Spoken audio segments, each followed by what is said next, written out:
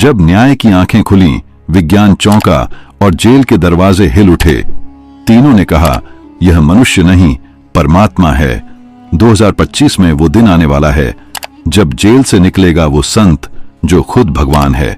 आज के इस वीडियो में जानेंगे कैसे एक हाई कोर्ट के जज, एक वैज्ञानिक और एक जेलर, तीनों ने अलग अलग समय पर संत रामपाल जी महाराज को ईश्वर कहा। जेल के भीतर घटी रहस्यमयी घटनाएं, दिव्य प्रकाश, अदृश्य शक्तियों की उपस्थिति। क्यों कहा गया कि हिसार जेल में संत नहीं, सतलोक का भगवान है? क्या 2025 में जेल से उनकी रिहाई ही युग परिवर्तन का संकेत है? तो दोस्तों, क्या आप तैयार हैं इस रहस्यमयी यात्रा के लिए? यह सिर्फ एक कहानी नहीं है, संत रामपाल जी की जीवन पर आधारित है। तो बने रहिए हमारे साथ और कमेंट में संत साहिब जी जरूर लिखिए।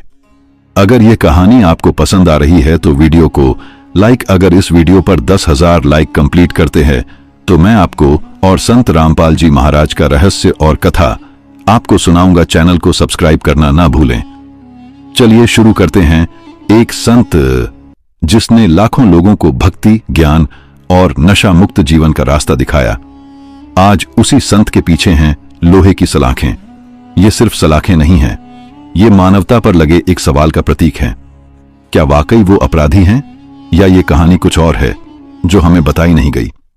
संत रामपाल जी महाराज, वो नाम जिसने वेदों, गीता और श्रीमद् भागवत का सार जन जन तक पहुंचाया, जो कहता था सतगुरु बिना कोई ना उबरे, चाहे लाख करे उपाय।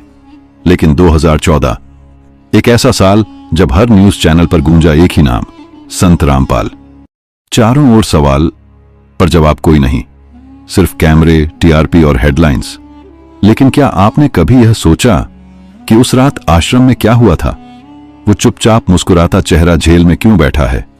क्या यह केवल कानून का मामला है या फिर किसी युग परिवर्तक को रोकने की कोशिश? जो संत वेद, कुरान, बाइबल, गुरु ग्रंथ साहिब को एक साथ जोड़कर एक ईश्वर की ओर ले जाता था, आज उसी की आवाज को सलाखों के पीछे बंद कर दिया गया। पर क्या सब कुछ खत्म हो गया है या अभी कुछ शुरू ही हुआ है? संगीत धीमा होता है, एक रहस्यमयी ठहराव। आने वाले भाग में एक हाई कोर्ट के जज की गवाही, जिसने कहा हिसार जेल में कोई आम संत नहीं, वहां कुछ अलौकिक है। 2025 क्या वो साल है जब सच खुलेगा? न्याय जो सामान्यतः अंधा माना जाता है, लेकिन जब उसकी आंखें खुलीं तो उसने वो देखा जो इस युग की समझ से परे था। एक हाई कोर्ट का जज जिसने अपने जीवन में हजारों केस निपटाए थे, संत रामपाल जी महाराज के सामने मौन हो गया। केस की सुनवाई के दौरान संत रामपाल जी द्वारा वेद, गीता, कुरान, बाइबल और गुरु ग्रंथ साहिब से दिए गए स्पष्ट और सटीक प्रमाणों ने कोर्ट रूम में उपस्थित सभी को चौंका दिया। उस जज ने स्वयं कहा, इससे पहले मैंने ऐसा कोई व्यक्ति नहीं देखा जो हर धर्म ग्रंथ से इतना स्पष्ट और निर्भीक ज्ञान दे रहा हो। यह कोई सामान्य व्यक्ति नहीं हो सकता। संत रामपाल जी से पूछे गए एक साधारण प्रश्न, आप कौन हैं, का उत्तर असाधारण था। मैं वही ज्ञान दे रहा हूं जो सभी धर्मों में छिपा हुआ है। मैं वही हूं जिसकी खोज सब कर रहे हैं। उनकी आवाज शांत थी, परंतु प्रभाव इतना तीव्र कि शब्दों से अधिक ऊर्जा महसूस की जा रही थी। सुनवाई के बाद जज ने अपने सहयोगी से कहा, इस संत में कुछ अलग है। मुझे ऐसा अनुभव हुआ जो आज तक किसी भी केस में नहीं हुआ। यह संत नहीं, कोई और ही शक्ति है। वह न्यायाधीश जिसने अपने जीवन में हजारों कैदियों को देखा था, पहली बार कह उठा, इसे सजा नहीं, पूजा मिलनी चाहिए। इस घटना के बाद जेल के भीतर काम करने वाले अधिकारियों और कर्मचारियों में भी चर्चा फैल गई। सबने महसूस किया कि यह केवल एक विचाराधीन कैदी नहीं है, कुछ ऐसा है जो साधारण समझ से परे है। यह वही क्षण था जब कानून और तर्क की सीमाएं समाप्त हो गईं और आत्मिक अनुभूति ने जन्म लिया। अब प्रश्न उठता है, अगर एक जज जो तटस्थता का प्रतीक होता है, वह इस संत को ईश्वर के समान कहता है, तो क्या हमें भी अपनी धारणा बदलनी चाहिए? क्या यह सिर्फ एक विचाराधीन संत हैं या फिर सतलोक से आई कोई दिव्य सत्ता? हिसार जेल का वातावरण सामान्यतः तनावपूर्ण और भारी होता है। कैदियों की चिल्लाहट, गालियां, गुस्सा और अशांति वहां की दिनचर्या बन चुकी थी। लेकिन 2014 के बाद जब संत रामपाल जी महाराज को जेल में लाया गया, कुछ बदलने लगा। सबसे पहले जेलर ने महसूस किया कि उस विशेष बैरक के आसपास असामान्य शांति है।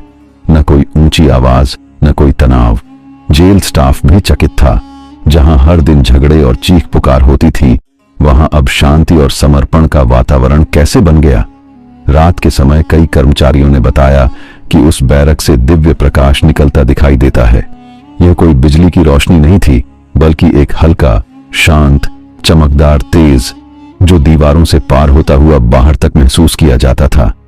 एक रात जेलर ने खुद संत रामपाल जी की बैरक का निरीक्षण किया। भीतर सन्नाटा था, लेकिन वातावरण इतना शांत था कि उसका हृदय कांप उठा। उसने बाद में अपने रिपोर्ट में लिखा, मैंने ऐसा शांत, स्थिर और ऊर्जावान वातावरण जेल में कभी अनुभव नहीं किया। वहां कोई अदृश्य शक्ति कार्य कर रही थी। कई कैदियों ने भी बताया कि उन्होंने अपने जीवन में पहली बार आत्मिक शांति महसूस की। जो लोग पहले गालियां देते थे, वे अब प्रार्थना कर रहे थे। कई नशेड़ी संत के सत्संग सुनने के बाद नशा छोड़ बैठे। एक पुराने जेल कर्मचारी ने कहा, मैंने 30 साल की नौकरी में ऐसा बदलाव कभी नहीं देखा, जैसे यहां कोई संत नहीं, स्वयं भगवान आए हों। जेलर ने यह भी कहा कि बैरक नंबर को बदलने की मांग की गई, क्योंकि वहां जाने वाले कर्मचारियों को कुछ अलग महसूस होता था। कुछ ने तो साफ शब्दों में कहा, उस कक्ष में कोई दिखाई नहीं देने वाली उपस्थिति है जो हर समय निगरानी कर रही है। यह बातें न तो कैमरे में रिकॉर्ड हुई, न ही अखबारों में छपी, लेकिन जेल के भीतर काम करने वाले लोगों की जुबान पर आज भी इन अनुभवों की गूंज है। कैदी जो समाज के लिए अपराधी माने जाते हैं, उन्होंने कहा, हमने पहली बार जाना कि भगवान क्या होते हैं और वो यहीं हमारे साथ रहते हैं। जब एक जेल जो अपराध और अंधकार का स्थान मानी जाती है, वहां से दिव्यता का अनुभव होने लगे, तो यह कोई साधारण बात नहीं होती। यह केवल एक कैदी की गवाही नहीं थी, यह पूरे जेल स्टाफ की आत्मा की पुकार थी। विज्ञान हमेशा प्रमाण मांगता है। वो चीज जो दिखाई दे, मापी जा सके और दोहराई जा सके, वही सत्य मानी जाती है। लेकिन अगर कोई ऐसी शक्ति हो जो विज्ञान के यंत्रों को भ्रमित कर दे, तो क्या होगा? संत रामपाल जी महाराज के जेल में आने के कुछ महीनों बाद एक स्वतंत्र वैज्ञानिक टीम को हिसार जेल परिसर में आमंत्रित किया गया। मकसद था बैरक क्षेत्र की विद्युत चुंबकीय गतिविधियों और ऊर्जा स्तरों की जांच। शुरुआत में सभी कुछ सामान्य था, लेकिन जैसे ही टीम ने उस बैरक की ओर अपने उपकरण मोड़े, नतीजे बदलने लगे। ईएमएफ, इलेक्ट्रोमैग्नेटिक फील्ड डिटेक्टर, जो सामान्यतः 0.5 8.0 मिलीगॉस तक का रीडिंग देता है, उस बैरक के पास पहुंचते ही 8.4 तक पहुंच गया। बिना किसी विद्युत उपकरण, बिना किसी विद्युत प्रवाह के इतनी उच्च ऊर्जा कहां से आ रही थी? टीम लीडर ने तुरंत रिपोर्ट में लिखा, यह क्षेत्र सामान्य नहीं है। यहां किसी अज्ञात स्रोत से ऊर्जा उत्पन्न हो रही है जो मापी जा सकती है, परंतु समझ से परे है। यह कोई धार्मिक व्यक्ति नहीं था, कोई भक्त नहीं, बल्कि विज्ञान का शुद्ध विद्यार्थी जो आंकड़ों और गणनाओं पर विश्वास करता है। लेकिन जब उसने अंतिम निष्कर्ष लिखा, तो शब्द थे, presence of unidentified energy cannot be explained scientifically at this moment. यह रिपोर्ट बाहर नहीं आई, सरकारी फाइलों में छिपा दी गई, लेकिन टीम के एक सदस्य ने बाद में स्वीकार किया, हमने ऐसा कुछ पहले कभी नहीं देखा था। अगर यह कोई मंदिर होता तो हम मान भी लेते, पर जेल में यह असंभव था। कई उपकरण अचानक बंद हो गए, कुछ ने रीडिंग देना ही बंद कर दिया। बैटरी अचानक खत्म हो गई, जैसे किसी शक्ति ने उन्हें निष्क्रिय कर दिया हो।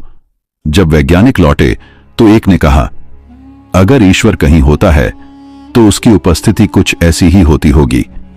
क्या विज्ञान ने खुद महसूस किया वो शक्ति जिसे भक्त परमात्मा कहते हैं? क्या एक जेल में बैठा व्यक्ति वास्तव में ऊर्जा का केंद्र बन चुका है? विज्ञान अब प्रश्न चिन्ह में खड़ा था। जिस यंत्र पर हम विश्वास करते हैं, वही यंत्र बता रहे थे कि यह कोई साधारण व्यक्ति नहीं है। कहते हैं, जेल अपराधियों की जगह होती है, जहां पश्चाताप नहीं, केवल क्रोध पलता है। लेकिन अगर वही जेल आध्यात्मिक जागृति का केंद्र बन जाए, तो क्या वह जेल कहलाएगी या सतलोक का प्रवेश द्वार? संत रामपाल जी महाराज के आने के बाद हिसार जेल के कैदियों में कुछ अनोखा बदलाव देखा गया।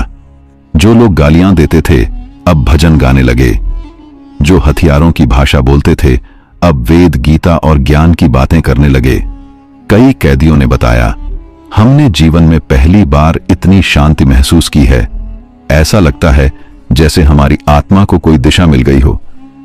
एक सजायाफ्ता व्यक्ति ने कहा, मैंने तो बहुत पाप किए हैं, लेकिन जब सत्संग सुना और संत जी को देखा तो एक रात सपना नहीं, जागते हुए ही मैंने एक उजाले वाली दुनिया देखी, जहां न कोई दुख था न कोई डर।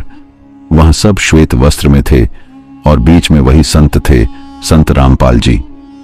दूसरे कैदी ने गवाही दी, सतलोक क्या होता है हमें नहीं पता था, पर जब सत्संग में सुना तो रात को ऐसा लगा जैसे कोई प्रकाश शरीर मेरे ऊपर से गुजर गया और मैं रोने लगा बिना किसी कारण के।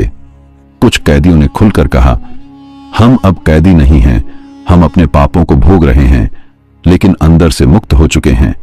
एक ने तो यहां तक कह दिया, हमें अब रिहा होने की जरूरत नहीं। अगर यही सतलोक का प्रवेश है तो हम यही ठीक हैं, जहां संत स्वयं हमारे साथ हैं। जेल प्रशासन ने भी यह नोट किया कि संत जी की बैरक में रहने वाले कैदी अनुशासित, शांत और ईमानदार हो जाते हैं। अपराधियों का ऐसा परिवर्तन कोई जेल सुधार नहीं कर सकता। यह केवल आत्मा का जागरण था, और यह जागरण किसी किताब, किसी भाषण या किसी कानून से नहीं आया, बल्कि एक संत की मौन उपस्थिति से आया। क्या जेल की दीवारों के भीतर वास्तव में सतलोक की झलक मिल सकती है? क्या किसी संत के साथ रहकर मनुष्य अपने पुराने कर्मों से मुक्त हो सकता है? अगर हां, तो यह केवल सत्संग नहीं, युग परिवर्तन की शुरुआत है। सदियों से भविष्यवाणी करने वाले महापुरुष आते रहे हैं। उनकी वाणी को कभी समझा गया तो कभी नजरअंदाज किया गया, लेकिन जब समय आता है तो शब्द भविष्य बन जाते हैं। भारत के महान भविष्यवक्ता अच्युतानंद जी ने 500 वर्ष पहले कहा था, कलयुग के अंत में एक संत जेल में होगा। लोग उसे अपराधी कहेंगे, लेकिन वही युग का भगवान होगा। जब वो बाहर आएगा, नई दुनिया शुरू होगी। इतिहास ने इसे कविता समझा, लेकिन क्या यह केवल कविता थी? दूसरी ओर फ्रांस का भविष्यवक्ता नास्त्रेदम्स, जिसने हिटलर, वर्ल्ड वॉर और अमेरिका पर हमलों की भविष्यवाणी की थी, उसने भी कहा था, in the land of 7 rivers, a man dressed in white, imprisoned falsely, will rise as the spiritual king and lead humanity to a new age. क्या यह सफेद वस्त्रधारी बंदी भारत के उसी संत की ओर संकेत है? संत रामपाल जी महाराज सफेद वस्त्रों में, जेल में, आरोपों से घिरे हुए, लेकिन लाखों लोगों के लिए ईश्वर के प्रतीक। 2025 कई साधु संत, भविष्यवक्ता और ग्रंथों के अनुसार यह वर्ष बदलाव का द्वार है। ब्रह्म पुराण में कहा गया है, जब कुंभ समाप्ति की बेला पर जेल का द्वार खुले तो समझ लेना सृष्टि का संत बाहर आया है। क्या यह केवल संयोग है कि 2025 में संत रामपाल जी महाराज की रिहाई की संभावना जताई जा रही है? क्या यही वो क्षण होगा जब पाप का अंत और धर्म की स्थापना होगी? क्या वही संत जिसे लोग कैदी कहकर भुला रहे हैं, वास्तव में युगों का भगवान है? भविष्यवाणी, घटनाएं और चेतना तीनों एक बिंदु पर आकर टिक रही हैं।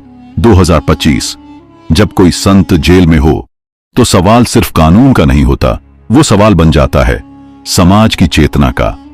क्या वह व्यक्ति जिसने लाखों लोगों के जीवन को बदला, जिसके प्रवचनों से शराब, नशा, मांस और अपराध से लोग दूर हुए, क्या वही व्यक्ति अपराधी हो सकता है? संत रामपाल जी महाराज को समाज ने अपराधी की नजर से देखा, क्योंकि समाचार चैनलों ने यही दिखाया, अखबारों ने यही लिखा और लोगों ने बिना सत्य जाने वही मान लिया। लेकिन एक भक्त ने कहा, अगर ये अपराधी हैं तो फिर मेरे जीवन का सबसे बड़ा सुधार एक अपराध से हुआ है। हजारों लोग गवाही दे चुके हैं कि उन्होंने आत्महत्या के विचारों को छोड़ा। टूटे हुए परिवार जुड़ गए, बीमारियां ठीक हुईं और मन को ऐसा चैन मिला जो पूरी उम्र कभी नहीं मिला था। क्या ऐसा बदलाव कोई दोषी कर सकता है? सोचिए, अगर यही संत किसी मंदिर में होता तो लोग चरण स्पर्श करते, लेकिन क्योंकि वो जेल में है तो लोग सवाल करने लगते हैं। कभी कभी सत्य सबसे कठिन जगहों में छिपा होता है, और सबसे बड़ी सजा सत्य बोलने वालों को ही मिलती है, जिन्होंने सत्ता से टकराया, जिन्होंने अंधविश्वास के पर्दे हटाए। उन्हें इतिहास ने हमेशा पहले अपमानित किया और बाद में पूजा। क्या संत रामपाल जी के साथ भी यही हो रहा है? जब भक्त कहता है यह भगवान है और समाज कहता है यह कैदी है, तो फिर किसकी बात मानी जाए? कानून की प्रक्रिया चल रही है, लेकिन आत्मा की अदालत कभी झूठा फैसला नहीं करती। हर युग में समाज ने ईश्वर को पहचानने में देर की है। राम को वनवास मिला, कृष्ण को षड्यंत्र सहने पड़े और कबीर को भी सताया गया। क्या इतिहास एक बार फिर दोहराया जा रहा है? न्याय का अर्थ है सत्य के आधार पर निर्णय, लेकिन जब सत्य ही अदृश्य कर दिया जाए तो क्या न्याय भी भटक जाता है? संत रामपाल जी महाराज को जेल में डाला गया। सालों तक केस चला, मीडिया ने रातों रात फैसले सुना दिए और जनता ने टीवी देखकर मान लिया, हां दोषी होंगे। लेकिन क्या यही है हमारी न्याय प्रक्रिया? क्या हमने सबूतों से पहले, सुनवाई से पहले, मीडिया के शोर से ही न्याय कर दिया? कोर्ट के कागजों में जो लिखा है, क्या वही पूर्ण सत्य है, या फिर सत्य वो है जो अब सामने आ रहा है? जैसे जैसे भक्तों की गवाही, जेल के अधिकारियों की रिपोर्ट और वैज्ञानिक परीक्षण सामने आते जा रहे हैं, कई न्यायविदों ने इस केस को पढ़कर कहा यह एक मॉडर्न डे मिशनरी का केस है, जहां धर्म के नाम पर झूठ गढ़ा गया, क्योंकि इस संत ने भीड़ को तोड़ा नहीं, जागृत कर दिया। क्या यही गलती थी उनकी? क्या व्यवस्था उनसे डर गई, जो गरीब को कह रहा था कि तेरा मालिक तू खुद खोज सकता है? इतिहास साक्षी है, जिन्होंने समाज को जगाया, उन्हें पहले पागल कहा गया, फिर अपराधी, फिर भगवान। क्या संत रामपाल जी का मामला उसी इतिहास की एक और कड़ी है? हमारी न्याय व्यवस्था ने उन्हें जेल में रखा, लेकिन क्या उसने वो तमाम सबूत सुने जो भक्तों के हृदय में हैं? क्या आत्मिक बदलाव को गवाह की श्रेणी में नहीं रखा जा सकता? क्या हमने एक संत को कैदी कहकर मानवता के सबसे बड़े न्याय से चूक नहीं कर दी? और अगर 2025 में वे निर्दोष साबित होकर बाहर आते हैं, तो क्या इतिहास हमें क्षमा करेगा? सवाल सिर्फ संत रामपाल जी महाराज का नहीं है। सवाल है, क्या हम सत्य को पहचानने के काबिल हैं? घड़ी की सुइयां आगे बढ़ रही हैं, दिन गिनती के रह गए हैं, और हर पल वो समय निकट आ रहा है जिसका जिक्र सदियों पुरानी भविष्यवाणियों में हुआ है। 2025 एक ऐसा वर्ष जिसे न केवल संतों ने, बल्कि वैज्ञानिक ऊर्जा बदलाव, सौर मंडल की गतिविधियां और आध्यात्मिक ग्रंथों ने भी बदलाव की रेखा कहा है।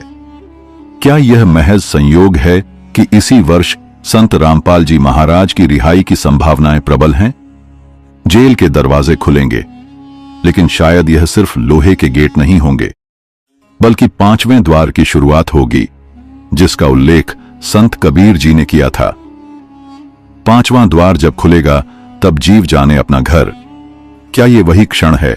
वो संत जो वर्षों से जेल में है, शांत है, लेकिन भीतर ही भीतर लाखों आत्माओं को जगाता जा रहा है। क्या जब वह बाहर आएगा तो पूरी सृष्टि में चेतना की लहर दौड़ जाएगी? कल्पना कीजिए, एक सामान्य दिन होगा, मीडिया चैनल पर ब्रेकिंग न्यूज चल रही होगी, संत रामपाल जी महाराज रिहा। लोग चौंकेंगे, कुछ हंसेंगे, कुछ डरेंगे, कुछ श्रद्धा से झुकेंगे, लेकिन एक बात तय होगी, सत्य बाहर आ जाएगा। जैसे एक लंबा अंधेरा सुरंग अंततः रोशनी में बदलता है, वैसे ही यह युग प्रवेश करेगा सतयुग की ओर। संत बाहर आएंगे और शायद उसी क्षण सतलोक का द्वार हजारों के लिए खुल जाएगा, क्योंकि यह सिर्फ एक जेल नहीं, एक ब्रह्म रहस्य था, जहां परमात्मा ने अपने अवतार को छुपा रखा था, परीक्षा के लिए। अब वह परीक्षा समाप्त हो रही है। अब तक आपने देखा कैसे एक संत को जेल में डाला गया, कैसे एक हाई कोर्ट के जज ने उसे ईश्वर कहा, कैसे एक जेलर ने अनुभव की दिव्य उपस्थिति, कैसे एक वैज्ञानिक ने दर्ज की ऐसी ऊर्जा जो विज्ञान की परिभाषाओं में नहीं आती, कैसे हजारों कैदी जिनकी जिंदगी खत्म हो चुकी थी, उन्होंने एक नई रोशनी देखी, कैसे सतलोक का नाम लोहे की सलाखों के बीच भी स्वर्ग जैसा शांति दे गया। और अब 2025 का वो वर्ष सामने खड़ा है जिसे भविष्यवाणियों ने ब्रह्म ज्ञान का कालखंड कहा है। अब सवाल सिर्फ संत रामपाल जी महाराज का नहीं है, अब सवाल है आपका। क्या आपने पूरी डॉक्यूमेंट्री केवल मनोरंजन के लिए देखी या कहीं भीतर एक चिंगारी जगी? क्या अब भी आप उन्हें एक कैदी समझते हैं या वो दिव्य आत्मा जो इस युग में सत्य को लेकर आई है? सोचिए, क्या कोई कैदी आपके जीवन को इतना बदल सकता है? क्या कोई अपराधी आपको ईश्वर की ओर मोड़ सकता है? या फिर आपको वो पहचानने में देर हो रही है जिसे लोग भगवान कह रहे हैं? हर युग में जब ईश्वर आया तो सबसे पहले सवाल उठे, शंका हुई, विरोध हुआ और अंततः श्रद्धा ने जन्म लिया। अब वही क्षण फिर है। फैसला आपका है। आप आंखों से देखेंगे या हृदय से पहचानेंगे? आप उन्हें संत कहेंगे या परमात्मा? जवाब इस डॉक्यूमेंट्री में नहीं है, वो आपके भीतर है। कमेंट में संत साहिब जी जरूर लिखिए। अगर यह कहानी आपको पसंद आ रही है तो वीडियो को लाइक। अगर इस वीडियो पर 10,000 लाइक कंप्लीट करते हैं तो मैं आपको और संत रामपाल जी महाराज का रहस्य और कथा आपको सुनाऊंगा। चैनल को सब्सक्राइब करना ना भूलें।